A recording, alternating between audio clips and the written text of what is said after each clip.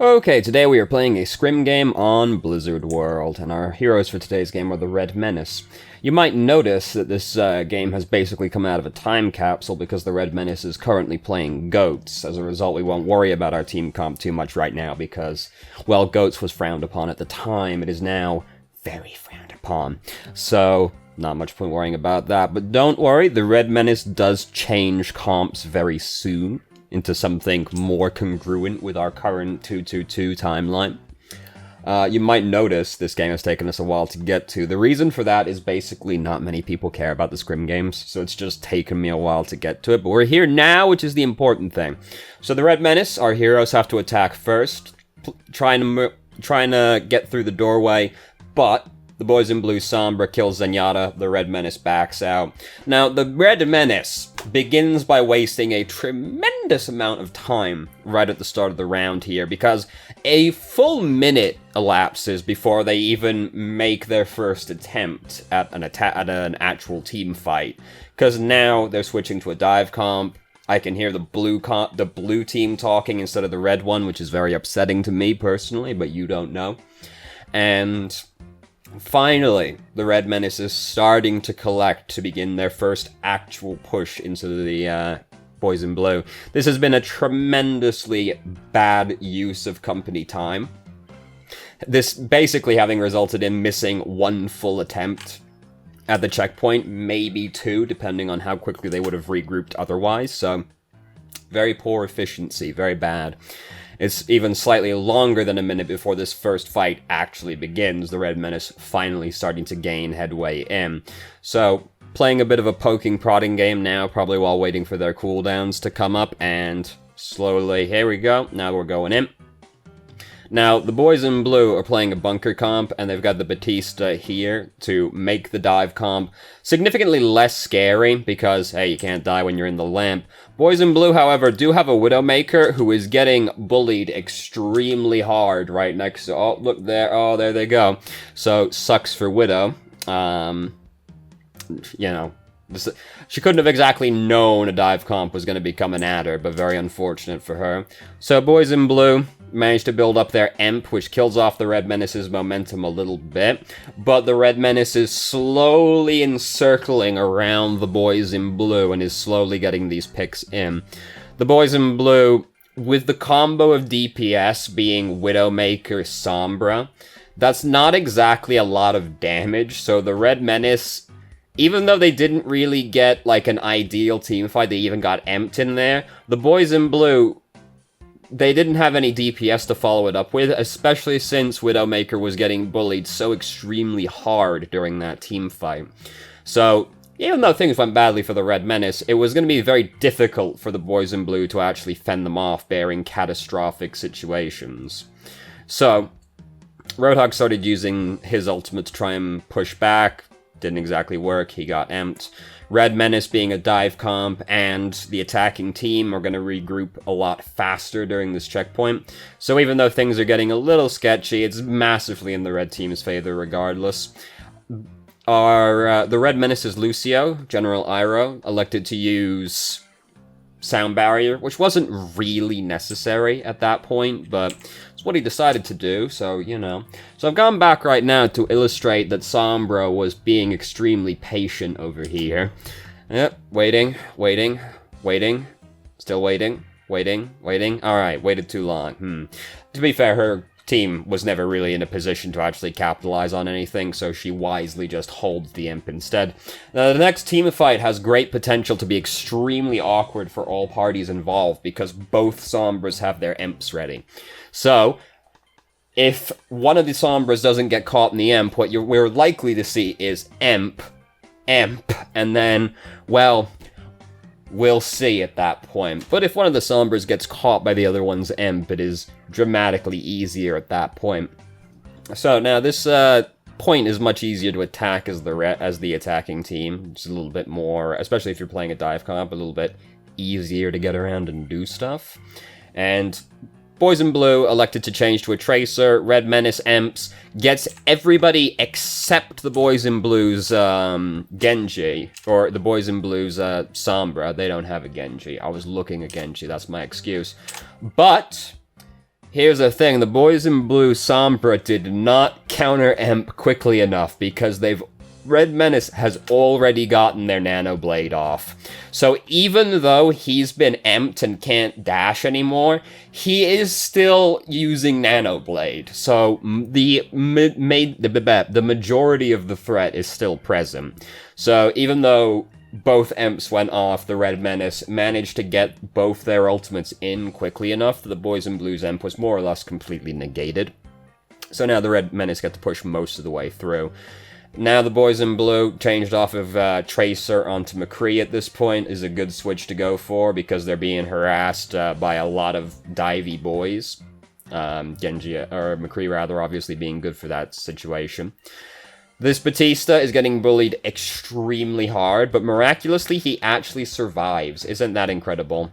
Sombra didn't exactly have her translocator in a great place, so she got picked off by the Red Menace's Genji.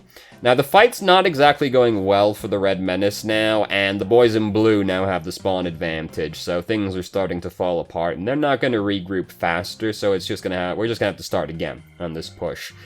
Now, the Red Menace, we don't exactly have to push it very far anymore. And we're about to have Emp. We've already got Self-Destruct, and we're about to have Dragon Blade as well. So, potential to get some big plays out of comboing these ultimates. It would be better to wait to use Emp with Dragon Blade. But as we're about to see, they decide not to go for the Emp Dragon Blade, even though that would be the significantly scarier combination of ultimates to go with. Especially if Anna also managed to build up Nano Boost by then, but that's a little optimistic given how far she is. But healers build ult charge mad fast, so you see we go for the self-destruct. It only gets one person, which isn't exactly ideal, but we do manage to get two other picks. So now, however, the boys in blue, they use their Emp first. It's not exactly going well for them by this point, them having already lost two people. They lose a third right then and there. Both supports already dead.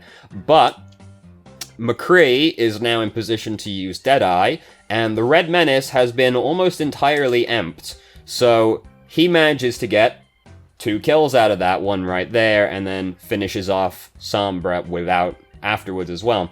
So, and McCree also managed to de-mech Diva, effectively being a 4th kill. So, McCree, putting in triple overtime right there, has managed to stall it out. And at this point, the Red Menace, the people they have left alive are not exactly great at killing Roadhog. And now with the boys in blue having a dramatic spawn advantage, things start looking bad for the Red Menace. But we've got Dragon Blade. I would have preferred if Genji waited ever so slightly to use Dragon Blade, because Anna is only 10% away from having Nano Boost. That's like 1 bio grenade away from having Nano Boost, and then this would be significantly scarier. So, the Red Menace also was not fully in position. Some of us were still regrouping at that point. We're getting involved in the fight regardless, but it was a little bit early. And through a combination of Roadhog's ultimate and the lamp, the Dragon Blade ends up not doing much, but it does still put a lot of pressure on them. Winston's now going to use Primal Rage. He's pushing people around. He picks on the Mercy pretty severely, and she's dead, and we just slip the payload onto the checkpoint. Easy peasy. We got there in the end. It was going pretty badly for us, but it all just sort of kind of worked out in the end. There were a few things we did that were fairly suboptimal, but hey, if it works, you didn't get punished, you don't have to learn. So, boys in blue, they've got a lot of ultimates building up right now. We do not have many ultimates building right now, so this is a push that we shouldn't really have much expectation of it really working, but we can do this to get some ult charge out of that. We can get some ults out of them, get some ult charge on ourselves, and we've got time to regroup and go for another push with a minute left. We should be more interested in gaining resources and getting resources out of them off this team fight. And Red Menace, everybody gets emped. Oh look, they're going to use the lamp as well. They used Valkyrie. So this push obviously went really badly for us in terms of capturing the point. But in terms of the economy, it worked out tremendously well for us. We got 3 ultimates out of them, 2 support ultimates and Emp. Emp being the scariest ultimate on their team by far. And now we're about to have 5 ultimates ready. So Bad in terms of progress, very good in terms of economy for us. Things are looking good for the last push in now. And we don't even have to worry about getting, like, emped and fucked up. So, we go in, we emp everybody. Mercy falls off the map, very tragic for her, and we just start rolling over them. Didn't even have to use anything other than emp for this first fight to go well. So now we get to use the other 4 ultimates we have for the last fight over here, where they start regrouping before we get to the end. We're tragically getting there in overtime, which can put us in a situation where we can't win anymore, but it's fine as long as we capture the checkpoint, right? So, Boys in Blue Somber, getting close to having Emp at this point, that's very scary, but we've got Nano Blade ready to go, which is a lot scarier. And here comes the Emp. It's unfortunate that it's happening now, while we're oh so very close, and then they push us away. Oh god, so close, yet so far. And tragically, Winston's dead with Primal Rage right there. If Winston managed to get his Primal Rage off, we would have probably gotten away with it. How did Winston die, actually? What exactly killed Winston in here? Oh, he got emped. Where is he? He's over there. He got hacked and then hacked again. How very tragic for him. Yeah, that's the worst. Playing Winston, you get crowd controlled. Can't use Primal Rage anymore. Doesn't even make any sense, logically, that the hack stops him from using Primal Rage, you know? Guess he's got a cyber brain or something. Just hacked the knowledge of anger out of him, which would be pretty nice to have, to be honest with you. So, we are now the Boys in Blue. Us having just changed team colors is very upsetting. I saw red attacking and I'm like, nope, that's not right. That's not us. So, we're now the Boys in Blue. Thank goodness. We've turned away from communism. No, we've actually restarted the round. Ah, that's why we've changed colors. I see. It doesn't make me any less upset about the sudden color change, but we're now defending. So, we've managed, and now I can hear the red team talking, which is what I wanted in the previous round, but now, not now, god damn it. So, Red Menace, start pushing in very decisively, manage to de-mech Diva almost immediately, and get Bridget. So things going badly, Reinhardt dies as well. Basically just got steamrolled right over.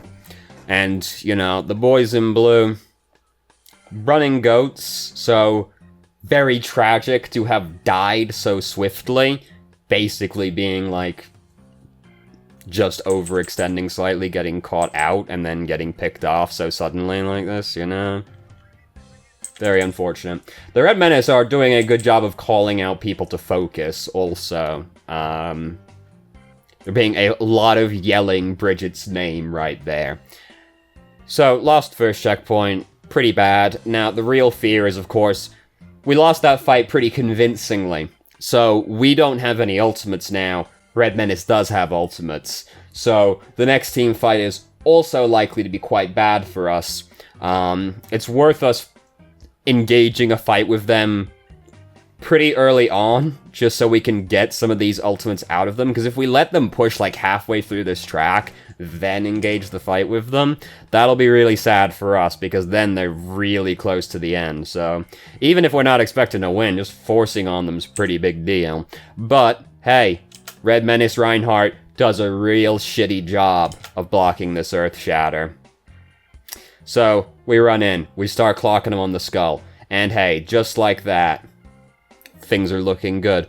Now, unfortunately, we have not gotten any ultimates out of the Red Menace in this fight still.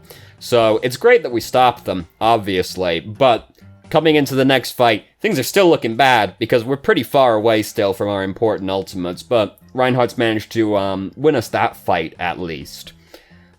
But we're still in the same situation where the Red Menace have a dramatic ult advantage over us.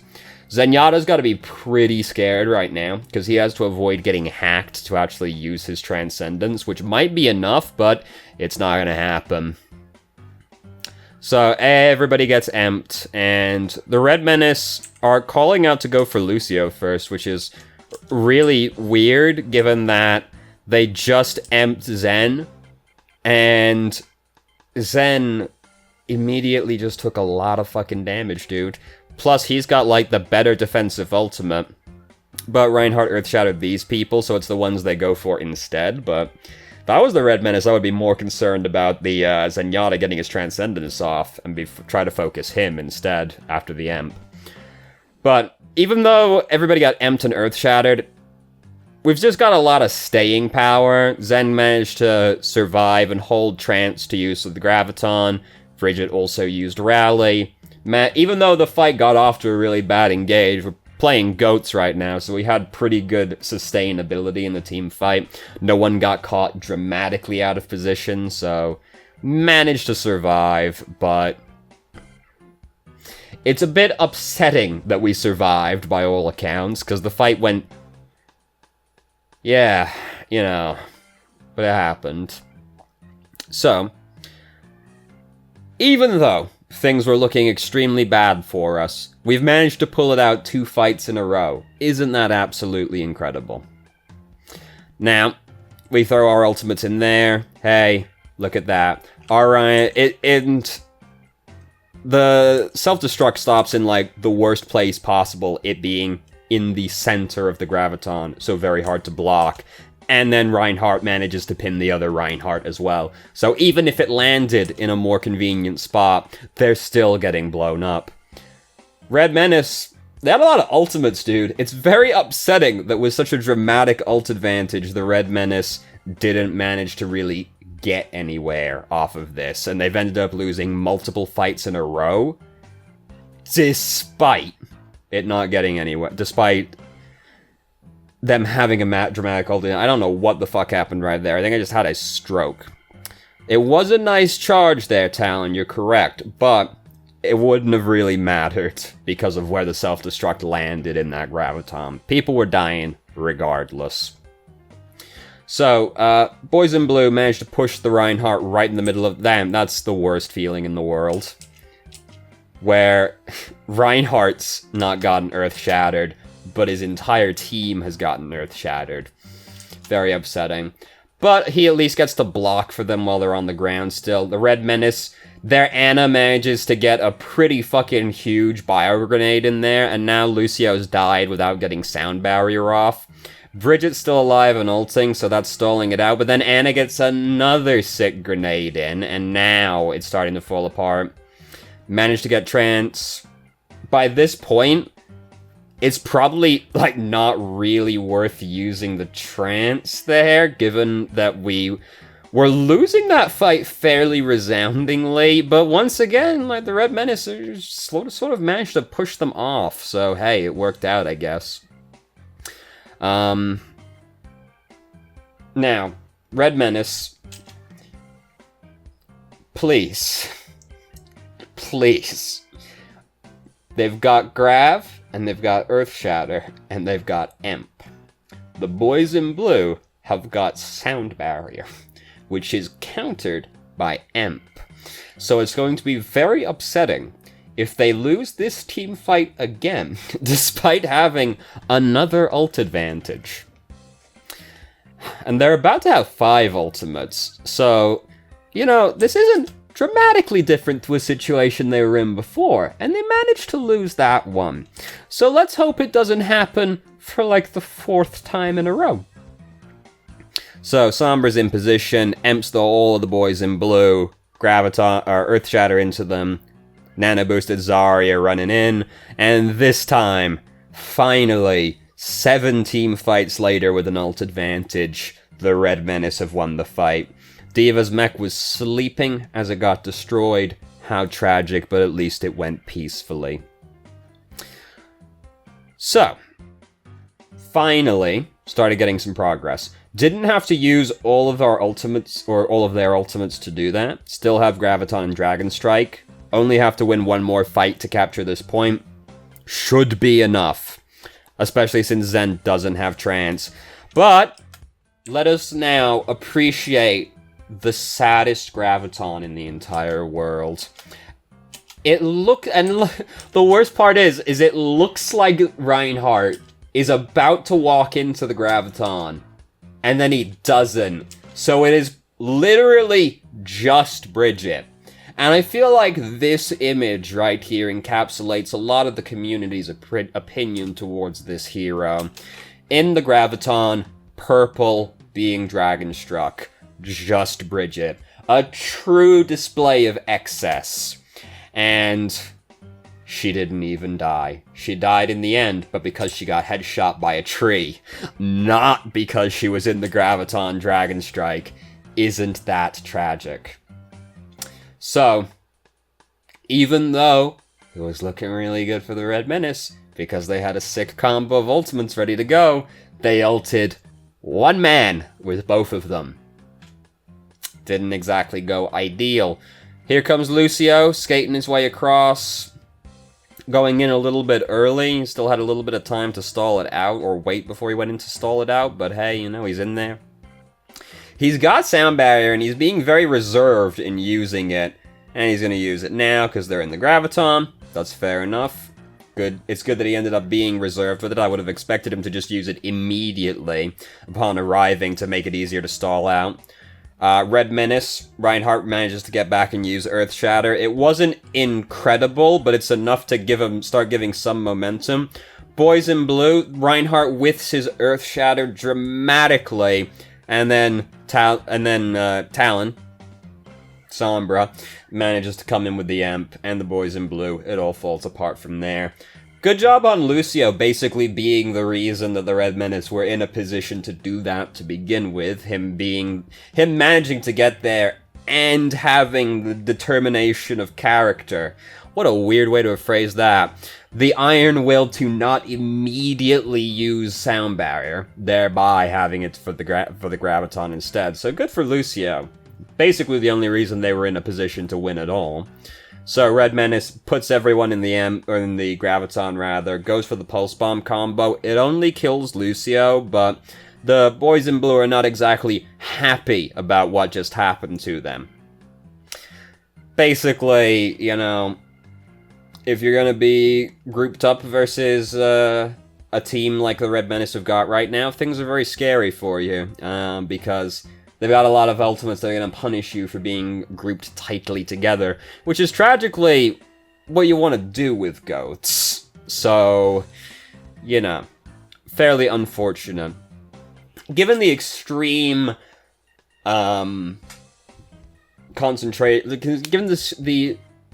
I'm trying to think how to phrase this because I'm having another stroke. 2 in 1 video. Isn't that incredible? Given that the Red Menace punishes grouping up so heavily with the Amp, the Earth Shatter, the Graviton, it may have behooved the Boys in Blue to have changed to a team comp that is able to spread out a little bit more easily. Especially given the Red Menace is not one that's really gonna punish you for having people far away. They weren't playing a dive comp. They only had Sombra up until recently that would have punished people that were like far away by themselves. So it may have behooved the Boys in Blues to go for a more spread out team comp given the number of ultimates on the Red Menace that are so punishing for grouping up. And now everybody's just grouping together, and we're pushing Q as we get an opportunity to push Q, which is peak Overwatch, more or less. Boys in Blue, they have managed to make a slightly more convincing case in how they pushed Q. And the Red Menace, oh Jesus Christ, Hammond. Let us just appreciate the journey this little hamster went on right here. Over there, up he goes. Ooh, there he goes. Alright, pile driver, nope. What a sad day for Hammond. Alright, he's in position. I just heard Bridget whiff her stun on Hammond, so that's very unfortunate. Now Hammond being nano boosted, he's going to be in here for a while. He's still in there, in fact, and now he's out in there just because he's been getting pushed away. But Hammond, he's a determined hamster. He's still in there. But the Red Menace not making a very good case in killing the Boys in Blue here. I'm kind of surprised that worked. I guess I'm not. It's not as far back. It's closer to the edge than I thought it was. I was genuinely surprised when Reinhardt actually died to that. I thought it was far enough back on the edge it wouldn't see him. And there's mines there, but tragically mines don't contest the payload. So, look at that. Red Menace, they end up losing. How tragic. We, boys in blue, we managed to get it all the way to the end. Not so for them. How very tragic. So, we didn't learn anything, you know. I feel like that is frequently the case with these Scrim videos, to be honest with you.